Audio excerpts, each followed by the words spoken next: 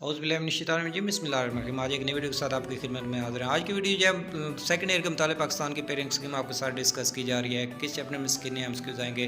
तो chapter number 1 में से 2 एमसीक्यूज़ आएंगे, 2 में से 2 होंगे, 3 में से 2 होंगे, 4 में से 1 एमसीक्यूज़ आएगा, 5 में से 1 आएगा और 6 में से 2 एमसीक्यूज़ आएंगे। तो कुल 10 एमसीक्यूज़ आएंगे। उसके बाद शॉर्ट क्वेश्चन का पोर्शन है। क्वेश्चन नंबर 2 होगा।